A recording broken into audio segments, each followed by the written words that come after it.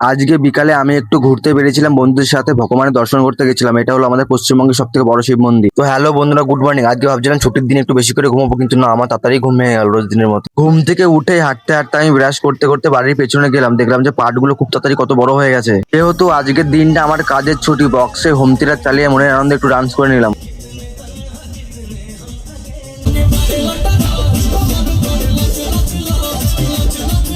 Dance করার পরে এবার হলো এক্সারসাইজ করার পর। অনেকদিন এক্সারসাইজ করা হয় না, গা হাত পা এখন ব্যথা ব্যথা করছে।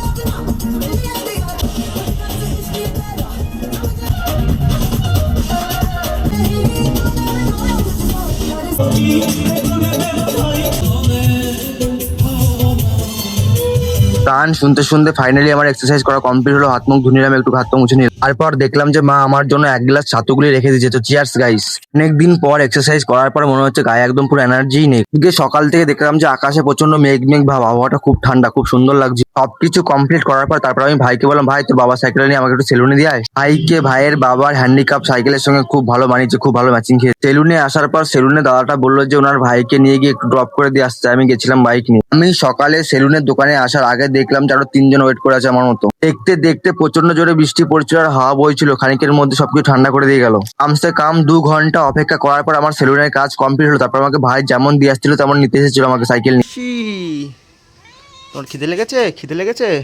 দাঁড়াও, খাবার দেবো তোকে, দাঁড়াও। দেখতে দেখতে দুপুর গড়িয়ে বিকেল চলে এলো। আমি 2 বালতি জল ভরে নিলাম স্নান করার জন্য। স্নান করার পরে মাথাটা আজকে একটু হালকা হালকা লাগলো, যেহেতু আজকে কাজে যাবো না, রেস্ট নেবো সারাদিনের জন্য। আমি ইচ্ছা করে 3-4টে আম খেলাম, জানি আম খেয়ে আমার প্রচন্ড ঘুম পাবে, শরীরে রেস্ট নেবো এর জন্য। আম খাওয়ার পর আমার প্রচন্ড ঘুম পাচ্ছিল, হেলতে দুলতে বিছানায় শুয়ে পড়লাম। বিকাল বেলা রেডি হয়ে বেরোলাম বন্ধুদের সঙ্গে একটু ঘুরতে, নিজের মাইন্ডটা রিল্যাক্স করার জন্য। ঘুরতে গিয়ে আমরা ভাবলাম একটু ভগবানের দর্শন করে আসি, তাই আমরা গেছিলাম আজকে নবদ্বীপ। নবদ্বীপ ওখান থেকে বেরোতে বেরোতে আমাদের প্রায় সন্ধে হয়ে গেছিল। তার মধ্যে বন্ধু আবার ভিড়ের মধ্যে সাপের মতো গাড়ি চালাচ্ছিল। বাড়ি যাওয়ার জন্য হাফ রাস্তা পেরোতে দেখলাম যে রেল লাইনে গেট পড়েছে, তাই আমরা একটা টার্গেট নিয়ে ডেইলি রুটিন তৈরি করব আর কনসিস্টেন্সি কাজ করতে হবে।